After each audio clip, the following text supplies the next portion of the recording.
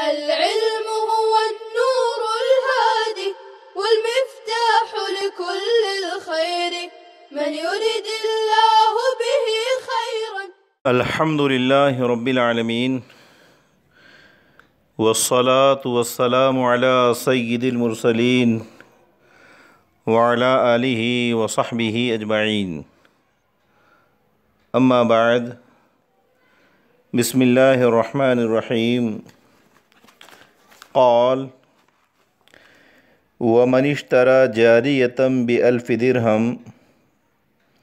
حالة أو نصيئة فقبضها ثم باعها من البائع ب500 قبل أن ينقض الثمن الأول لا يجوز البيع الثاني. وقال الشافعي رحمه الله تعالى: يجوز، لأن الملك قد تم فيها بالقبض فصار البيع من البائع ومن غيره سواء، وصار كما لو باع بمثل الثمن الأول أو بالزيادة أو بالعرض. ولنا قول عائشة رضي الله تعالى عنها لتلك المرأة وقد باعت ب600 بعدما اشترت ب800 بئس ما شريتي واشتريتي. أبلغي زيد بن أرقم أن الله تعالى أبطل حجه وجهاده مع رسول الله صلى الله عليه وسلم إن لم يتب، ولأن الثمن لم يدخل في ضمانه، فإذا وصل إليه المبيع ووقعت المقاصة بقي له فضل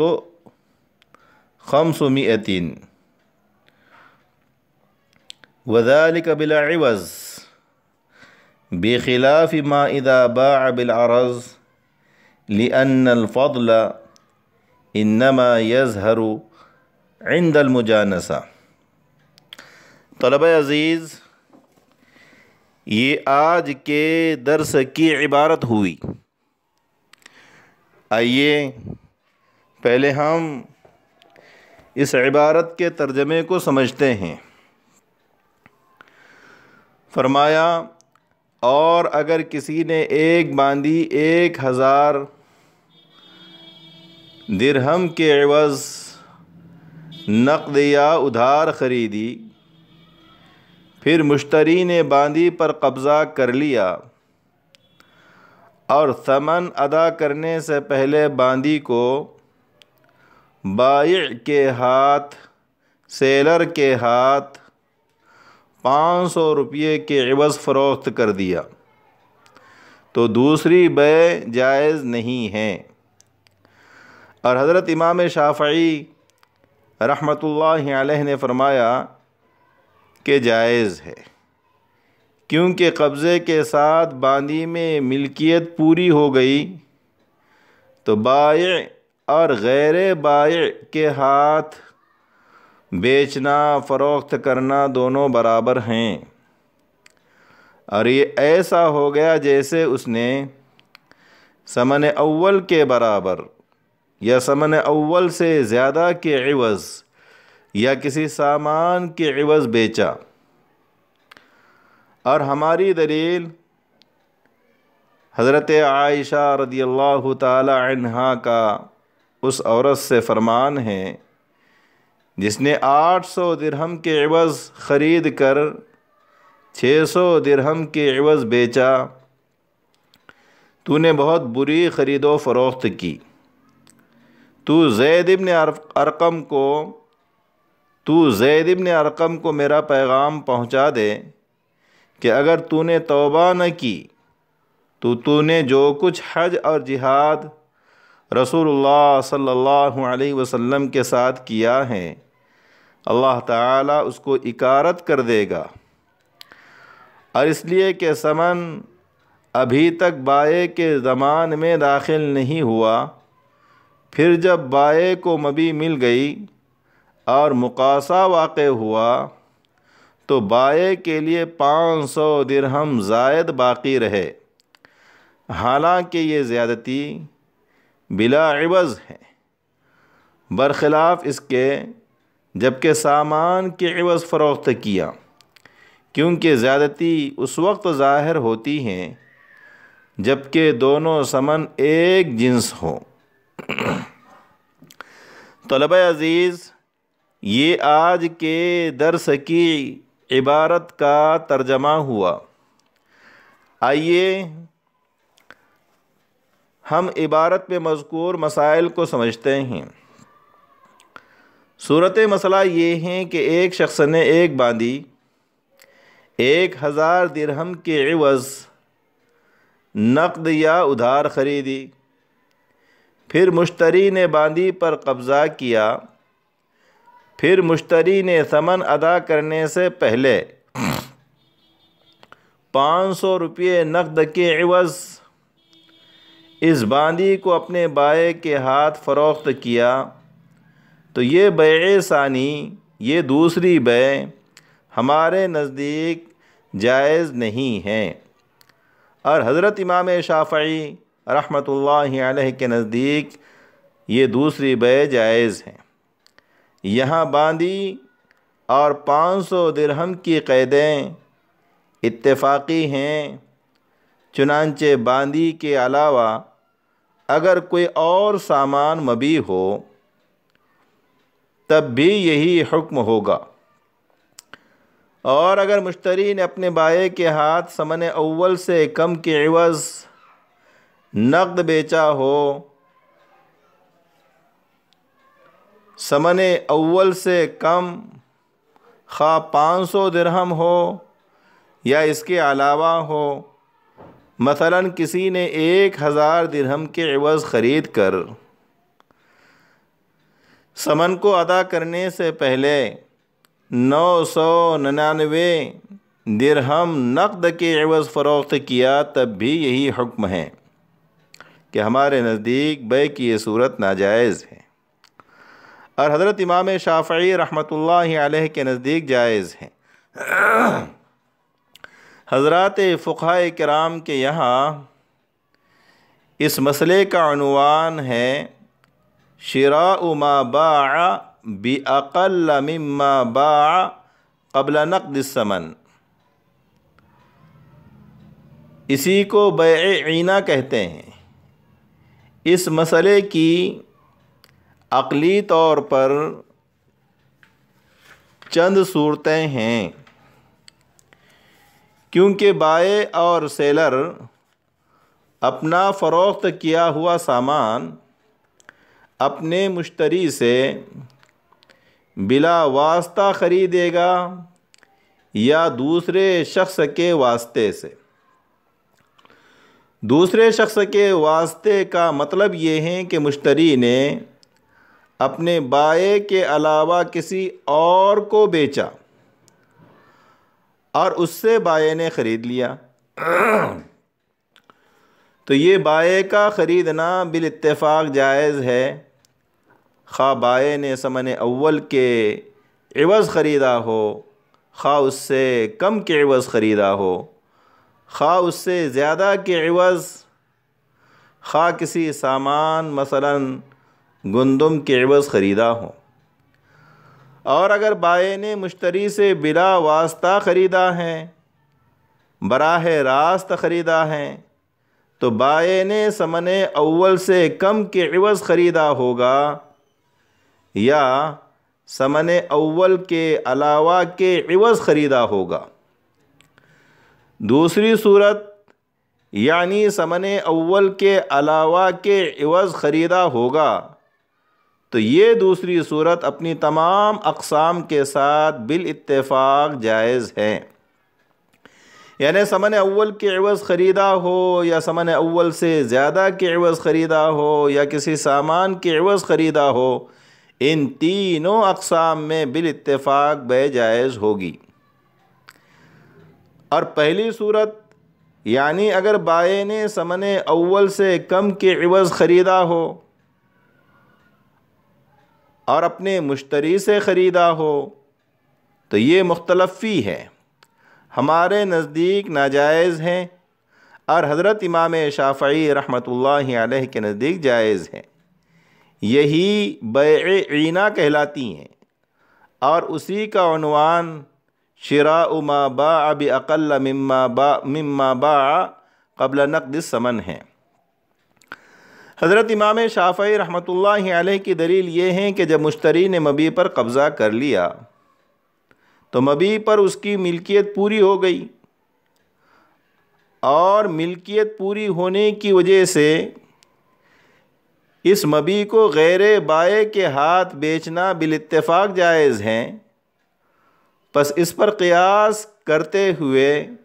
بائع کے ہاتھ بیچنا بھی جائز ہوگا۔ نیز جس طرح ثمن اول کے برابر کے عوض یا ثمن اول سے زیادہ کے عوض یا کسی سامان کی عوض اپنے بائع کے ہاتھ فروخت کرنا جائز ہے، اسی طرح ثمن اول سے کم کے عوض بیچنا بھی جائز ہوگا۔ خلاصہ کلام یہ کہ حضرت امام شافعی رحمۃ اللہ علیہ نے اس مختلف فی صورت کو دوسری متفق علیہ اور جائز صورتوں پر قیاس کیا ہے۔ احناف کی دلیل حضرت عائشہ رضی اللہ تعالی عنہا کا اثر ہے۔ ان امرأة سألتها فقالت انی اشتریت من زید بن ارقم جاریة ب800 درہم الى العطاء ثم بعتها منه ب600 درہم قبل محل الاجل، فقالت عائشة رضی اللہ تعالی عنها لبئس ما شریتی وبئس ما اشتریتی ابلغی زید بن ارقم ان اللہ تعالی ابطل حجہ وجہادہ مع رسول اللہ صلی اللہ علیہ وسلم ان لم یتب، فأتاها زید بن ارقم معتذرا فتلت علیہ قولہ تعالی فمن جاء موعظة من ربه فانتهى فله ما سلف۔ یعنی ایک عورت نے ام المؤمنین حضرت عائشہ رضی اللہ تعالی عنہا سے دریافت کیا اور کہا کہ میں نے زید بن ارقم سے ایک باندی 800 درہم کے عوض ادھار اس وعدے پر خریدی کہ جب بیت المال سے مجھے وظیفہ ملے گا تو میں ادا کر دوں گی۔ پھر میعاد پوری ہونے سے پہلے میں نے اس باندی کو زید بن ارقم کے ہاتھ 600 درہم نقد کے عوض فروخت کر دیا۔ تو حضرت عائشہ رضی اللہ تعالی عنہا نے فرمایا کہ تو نے بہت بری خرید و فروخت کی ہے، زید بن ارقم کو میرا یہ پیغام پہنچا دے کہ اگر اس نے توبہ نہ کی تو اس نے جو حج اور جہاد رسول اکرم صلی اللہ علیہ وسلم کے ساتھ کیا تھا اللہ تعالیٰ اس کو اکارت کر دے گا۔ پس زید بن ارقم حضرت عائشہ صدیقہ رضی اللہ تعالی عنہا کے پاس عذر خواہی کرتے ہوئے تشریف لائے تو حضرت عائشہ رضی اللہ تعالی عنہا نے ان کے سامنے یہ آیت تلاوت فرمائی، فمن جاء موعظة من ربه فانتهى فله ما سلف، جس کو پہنچی نصیحت اپنے رب کی طرف سے اور وہ باز آ گیا تو اس کے واسطے ہے جو پہلے ہو چکا۔ اس اثر سے وجہ استدلال یہ ہیں کہ حضرت عائشہ رضی اللہ تعالی عنہا نے اس عقد کے ارتکاب کی جزا رسول اللہ صلی اللہ علیہ وسلم کے ساتھ کیے گئے حج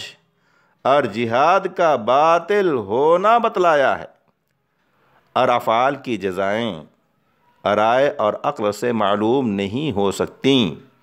اس لیے حضرت عائشہ رضی اللہ تعالی عنہا نے جو کچھ فرمایا ہے وہ رسول اکرم صلی اللہ علیہ وسلم سے سن کر ہی فرمایا ہوگا۔ اور یہ بھی مسلم ہے کہ اس طرح کی وعید عقد صحیح پر وارد نہیں ہوتی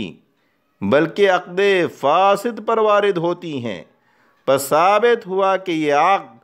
یعنی شراء ما باع باقل مما باع قبل نقد الثمن فاسد اور ناجائز ہیں۔ اس جگہ ایک سوال یہ ہوتا ہے کہ وعید بیع الی العطا کی وجہ سے ہو سکتی ہیں، کیونکہ اجل یعنی ثمن ادا کرنے کی میعاد عطا یعنی بیت المال سے وظیفہ ملنے کے وقت کو ٹھہرایا گیا، اور یہ مجہول ہیں، اور اجل مجہول ہونے کی صورت میں بیع فاسد ہوتی ہے۔ اس لیے اس صورت میں بیع فاسد ہونے کی وجہ سے حضرت عائشہ رضی اللہ تعالی عنہا نے وعید بیان فرمائی ہو۔ اس کا جواب یہ ہے کہ حضرت عائشہ رضی اللہ تعالی عنہا اور حضرت علی رضی اللہ عنہ کا مذہب بیع الی العطا کے جواز کا ہے۔ پس جب حضرت عائشہ رضی اللہ تعالی عنہا کے نزدیک بیع الی العطا جائز ہے تو اس پر وعید بیان کرنا کس طرح درست ہوگا؟ کیونکہ جائز کام پر وعید بیان نہیں کی جاتی۔ معلوم ہوا کہ وعید بیع الی العطا پر نہیں ہے بلکہ شراء ما باع باقل مما باع قبل نقد الثمن پر ہے۔ نیز حضرت عائشہ رضی اللہ تعالی عنہا نے عقد ثانی پر ناپسندیدگی ظاہر فرمائی ہے، چنانچہ فرمایا بئس ما شریتی، یعنی تیرا بیچنا بہت برا ہے، اور اس عورت کا زید ابن ارقم کے ہاتھ بیچنا عقد ثانی ہے، اور عقد ثانی نقد کے عوض تھا نہ کہ ادھار کے عوض۔ ہاں عقد اول ادھار تھا۔ اس سے بھی معلوم ہوتا ہے کہ حضرت عائشہ کی طرف سے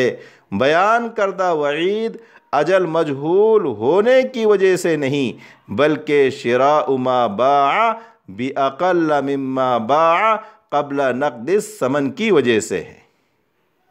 یہاں یہ بھی سوال ہو سکتا ہے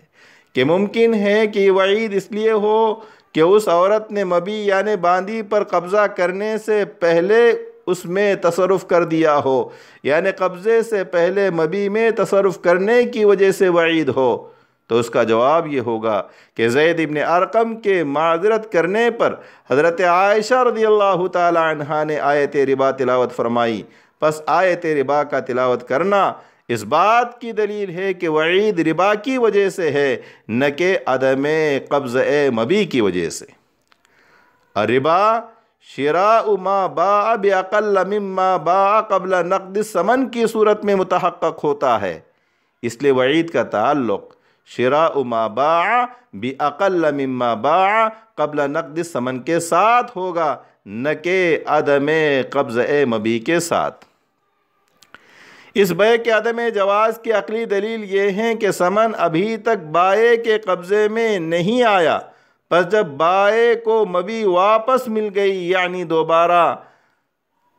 بیع ہوئی اور باہمی مقاصہ یعنی برابر سرابر کا معاملہ کیا گیا تو بائع کے لیے 500 درہم زائد رہیں۔ حاصل یہ کہ بیع اول کی وجہ سے بائع کے مشتری پر 1000 درہم واجب ہوئے تھے، اور بیع ثانی کی وجہ سے بائع پر مشتری کے 500 درہم واجب ہوئے، اور مبی صحیح سلامت بائع کو مل گئی۔ تو اب 500 درہم کا مقاصہ یعنی برابر کا بدلہ کیا گیا کہ بائع کے ذمے سے مشتری کے 500 درہم ساقط ہو گئے اور مشتری کے ذمے بائع کے 500 درہم ساقط ہو گئے، لیکن بائع کے مشتری پر 500 درہم زائد رہے، اور یہ زائد درہم بلا عوض ہیں، اور بلا عوض زیادتی ربا ہوتی ہے، اس لیے ربا ہوگا اور ربا ناجائز ہے۔ اس لیے یہ عقد ثانی ناجائز ہوگا۔ اس کے برخلاف مشتری نے مبی اپنے بائع کے ساتھ کسی سامان مثلا گندم کے عوض بیچی